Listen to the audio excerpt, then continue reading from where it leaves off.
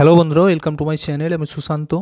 আজকের এই ভিডিওয়ে আমরা ক্লাস 3-র ট্যালেন্ট সার্চ পরীক্ষার প্রস্তুতির জন্য গণিত বিষয়ের কিছু অঙ্ক সমাধান করব। আর তোমরা যারা এর আগের ভিডিওগুলি দেখোনি, প্লেলিস্টে গিয়ে পরপর সেগুলি দেখে নিতে পারো। তো দেখো, প্রথম প্রশ্ন, একটি রুটিকে সমান 5 ভাগে ভাগ করে 3 জনকে দিতে কত লাগবে? এখানে 4টে অপশান দেওয়া রয়েছে। অপশান এ 5/3, অপশান বি 3/5 অংশ, অপশান সি 2/5 অংশ, অপশান ডি কোনোটিই নয়। তো দেখো কিভাবে উত্তরটি বার করবে। খুব সহজভাবে আমি তোমাদেরকে বোঝানোর চেষ্টা করছি।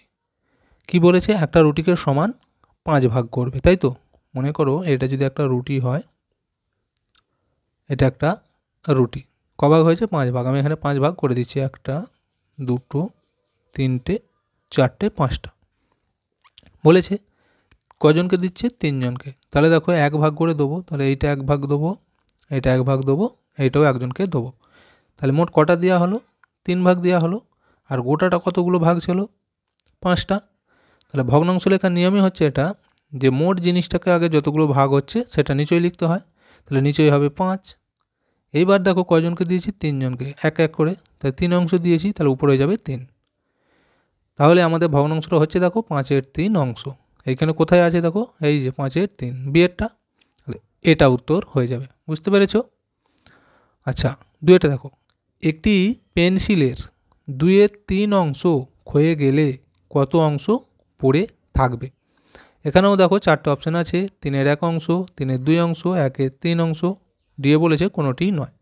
তাহলে কিভাবে উত্তর বার করবে? এই একই রকমভাবে আমরা কিন্তু বার করব। বুঝতে পেরেছ?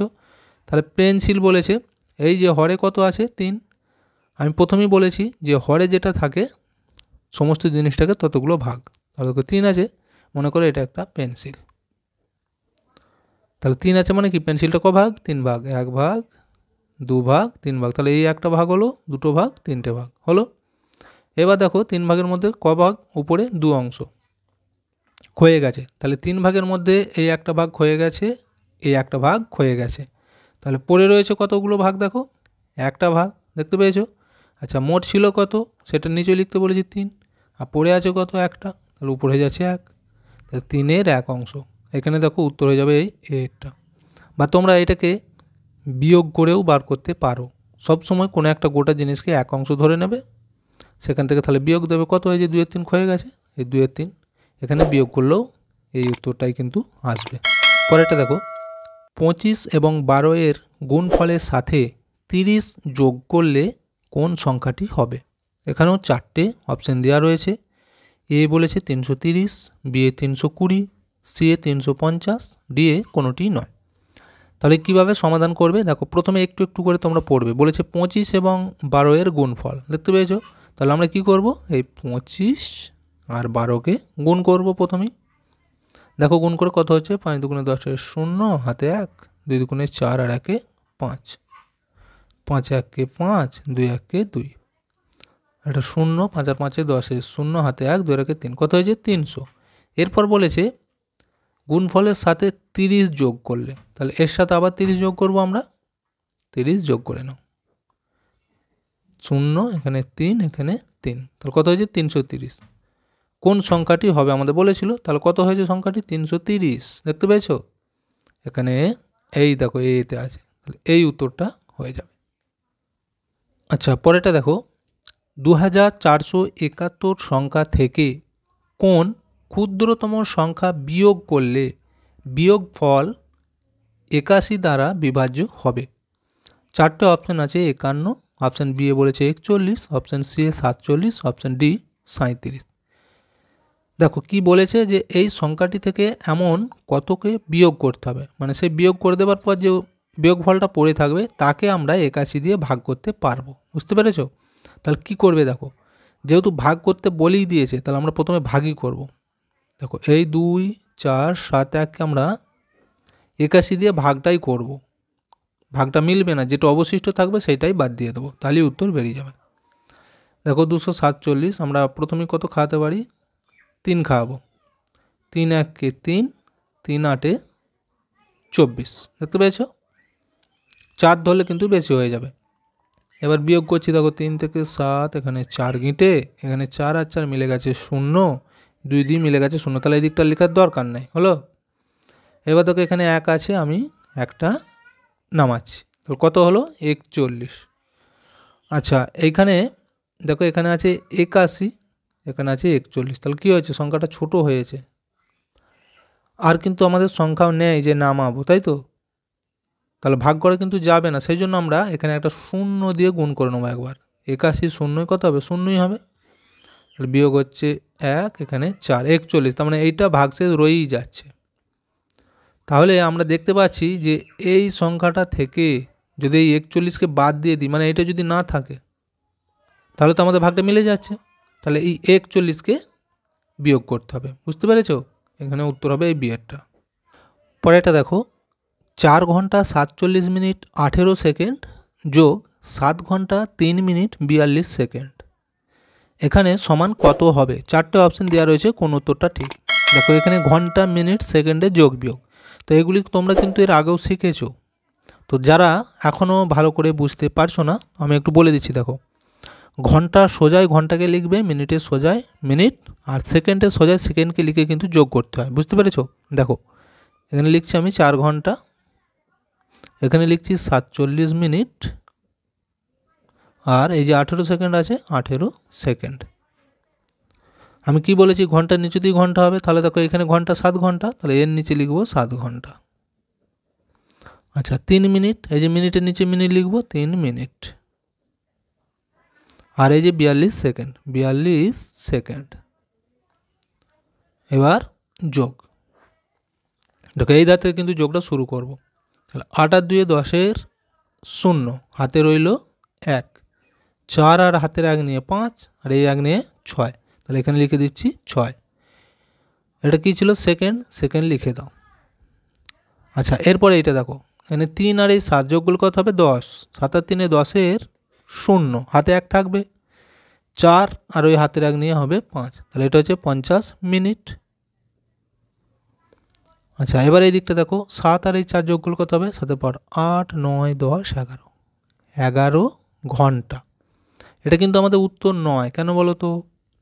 আমরা জানি যে 60 সেকেন্ড মানে সেটা কি হয়, 1 মিনিট, তাহলে 60-এর বেশি হয়েছে মানে এটা সেকেন্ডে না লিখে এই মিনিটের দিকে আমরা কিন্তু নিয়ে চলে আসবো, মানে এর সাথে যোগ হয়ে যাবে।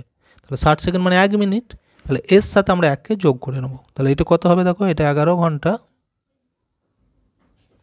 আচ্ছা এখানে ছিল 50 মিনিট, এখান থেকে 1 মিনিট পাচ্ছি, তাহলে 50 আর 1 51 মিনিট, এই হচ্ছে নিয়ম।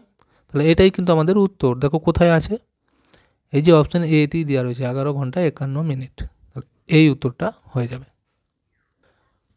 পরের অঙ্কটি দেখো, একটি ভাগ অঙ্কের ভাজক ভাগফলের 20 গুণ এবং ভাগশেষের 5 গুণ, ভাগশেষ 76 হলে ভাজ্য কত? এখানে 4টে অপশান দেওয়া রয়েছে, কোনটা ঠিক?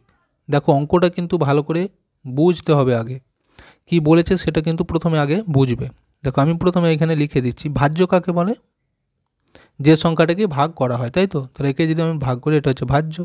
এখানে এটা কী বলা হয়, ভাজক, এটাকে কি বলা হয়, ভাগ ফল, আর নিচয় যেটা অবশিষ্ট থাকে সেটা হচ্ছে ভাগশেষ, তাই তো। আর আমাদের অঙ্কের মধ্যে কি বলে দিয়েছে দেখো তো, ভাগশেষ 76 বলে দিয়েছে, তাই তো, তার মানে এইখানে সংখ্যাটা রয়েছে কত, 76। আর প্রথম লাইনে কি বলেছে দেখো, ভাজক মানে এইখানে যে সংখ্যাটি সেটা কত, ভাগফলের 20 গুণ, মানে এইখানে যে সংখ্যাটি হবে তার 20 গুণ হচ্ছে এটা, আর ভাগশেষের 5 গুণ, আর এই যে ভাগশেষ রয়েছে এর 5 গুণ হচ্ছে এটা, বুঝতে পেরেছ? তাহলে একে যদি আমরা 5 দিয়ে গুণ করে দিই, যে উত্তরটি হবে সেটা হয়ে যাবে এই ভাজক, বুঝতে পেরেছ? অঙ্কগুলো একটু ভালো করে কিন্তু বুঝতে হবে, কঠিন আছে। তাহলে এই যে বলেছিল ভাগশেষের 5 গুণ হচ্ছে ভাজক, তাহলে ভাগশেষ আমাদের এত, একে 5 দিয়ে গুণ করলে আমরা ভাজক পেয়ে যাব। কত হবে দেখো, 5 6 30 0 হাতে 3, 5 7 35 আর 3 38, 380, তাহলে আমাদের ভাজক বেরিয়ে গেছে কত, 380। আচ্ছা ভাজক বেরোলো, এখানে ভাগশেষ দেওয়াই রয়েছে 76, তাই তো। আচ্ছা এবার আমাদের দরকার হচ্ছে এই ভাগফলটা কত হবে, তবেই আমরা ভাজ্যটাকে বার করতে পারবো।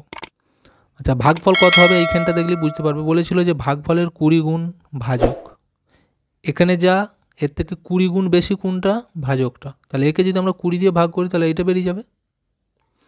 ভাগফলের 20 গুণ বলেছে এইটা বেশি, তাহলে একে 20 দিয়ে ভাগ করলে এইটা বেরোতে বাধ্য। দেখো 380কে আমরা 20 দিয়ে ভাগ করে দেবো, কত হবে 20 1 20, এখানে 8 2 থেকে 3 1 গিনটে 0 80। এবার দেখো 9 দিয়ে করে দেবো, 9 20তে 180 হয়, তাহলে কত হচ্ছে 19। তার মানে ভাগফল হচ্ছে 19। এইবার আমরা যে সূত্রটা এখানে বলেছে সেটা একটু মিলিয়ে দেখে নাও। বলেছিল কি কোনো ভাগ অঙ্কের ভাজক ভাগফলের 20 গুণ, তাহলে ভাগফল যদি 19 হয় এর 20 গুণ মানে 20 দিয়ে গুণ করলে এইটা হয়ে যাবে, মিলল এইটা। এবার বলেছে ভাগশেষের 5 গুণ, ভাগশেষ 76 ছিল, একে 5 দিয়ে গুণ করলে এইটা মিলে যাচ্ছে। তাহলে আমরা দেখতে পাচ্ছি ভাজক পেয়েছি, ভাগফলও পেয়েছি, ভাগশেষও পেয়ে গেছি। আমাদের বার করতে বলেছে ভাজ্য, এইটা। আর এই ভাজ্য বার করার সূত্র তো রয়েছে, ভাজ্য সমান কী হয়, এই ভাজক গুণিত ভাগফল যুক্ত ভাগশেষ, তাই তো। তার মানে এইটার সাথে এইটাকে গুণ করব, করে এইটাকে যোগ করব। তাহলে দেখো 380 এই হচ্ছে ভাজক, গুণিত ভাগফল মানে 19, 9 0 0 আর 9 72 2 হাতে 7, 3 9 27 আর 7 34, আর 1 0 0 8 1 8 3 1 3। দেখো এটা যোগ করে হচ্ছে 0 2 8 4 12 2 হাতে 1 3 3 6 1 7, 7220। এরপর কি করতে হবে, এই যে ভাগশেষটাকে যোগ করে নেব, কত আছে 76। দেখো এখানে 6 7 8 2 9 2 7, কত বেরোলো 7296। আচ্ছা এইখানে দেখো এবার কোন অপশানটিতে ছিল, এই অপশান বি এ 7296, তাহলে এটাই উত্তর। পরেরটা দেখো 1 থেকে 20 এর মধ্যে কতগুলি 1 পাওয়া যাবে, 10টি, option B A 11টি, option C 12টি, option D 15টি। 1 বলেছে, দেখো 1 থেকে 20-র মধ্যে কতগুলো 1 আছে। দেখো আমি যদি এইখানেতে পরপর লিখি তাহলে তোমরা বুঝতে পারবে। 1, আচ্ছা 10-এতে আমরা 1 পাচ্ছি, 1 আর 0 মিলে 10 হয়। আবার দেখো 11-তে 1 আছে, তাই তো। 12-র মধ্যেও 1 আছে, 13-র মধ্যেও 1 আছে, 14 15 16 17 18 19 লিখে দিয়েছি। একগুলো দেখো এখানে 1টা 2টো 3টে 4টে 5টা 6টা 7টা 8টা 9টা 10 11 12, দেখতে পেয়েছো। তাহলে মোট 12খানা 1 পাচ্ছি, তাহলে উত্তর হবে এই সি এরটা, এটা। পরেরটা দেখো 1 থেকে 20 এর মধ্যে মৌলিক সংখ্যা কয়টি, তাহলে 1 থেকে 20-র মধ্যে মৌলিক সংখ্যাগুলি গুনলেই আমরা পেয়ে যাব কতগুলো। দেখো আমি এখানে লিখে দিচ্ছি কী কী হবে, 2 3 5 7 11 13 17 19, 20-র মধ্যে বলেছে, তাহলে এইগুলো হচ্ছে 1 থেকে 20-র মধ্যে মৌলিক সংখ্যা। তাহলে কটা হয়েছে গুনে দেখো, 1 2 3 4 5 6 7 8, 8টা, তাই তো। তাহলে এখানে উত্তর হয়ে যাচ্ছে অপশান এটা, এটা উত্তর। পরেরটা দেখো 1 থেকে 100 এর মধ্যে 2 অঙ্কের সংখ্যা কটি, অপশান এ 90টা, অপশান বি 91টা, অপশান সি 89, অপশান ডি 92। আচ্ছা দেখো 2 অঙ্কের সংখ্যা কতগুলো হবে, কিভাবে গুনবে। আমরা দেখতে পাচ্ছি যে 2 অঙ্কের সংখ্যা কোত্থেকে শুরু হয়, 10 থেকে, তাই তো। তাহলে 10-এর আগে যে সংখ্যাগুলো রয়েছে সেগুলো হচ্ছে 1 অঙ্কের সংখ্যা, মানে 1 থেকে 9, তাহলে এই 9টা সংখ্যা বাদ হয়ে গেল, তাই তো। আচ্ছা 100টা কি, এটা হচ্ছে 3 অঙ্কের সংখ্যা, বুঝে গেল। তাহলে এইখানে 9টা আর এই একটা, তাহলে মোট 10টা সংখ্যা কিন্তু বাদ হয়ে যাচ্ছে আমাদের। আর 1 থেকে 100, তাহলে 100 থেকে আমরা বাদ দিয়ে দেবো কটা, 10টা সংখ্যাকে বাদ দিয়ে দেবো, তাহলে থাকবে কটা দেখো 90টা। এখানে উত্তর হয়ে যাবে অপশান এটা, এটা বুঝতে পেরেছ। তো ভিডিওটা এখানেই শেষ করছি। ভিডিওটি যদি ভালো লাগে অবশ্যই একটা লাইক দিয়ে দিও এবং শেয়ার করে বন্ধুদেরকেও দেখার সুযোগ করে দিও।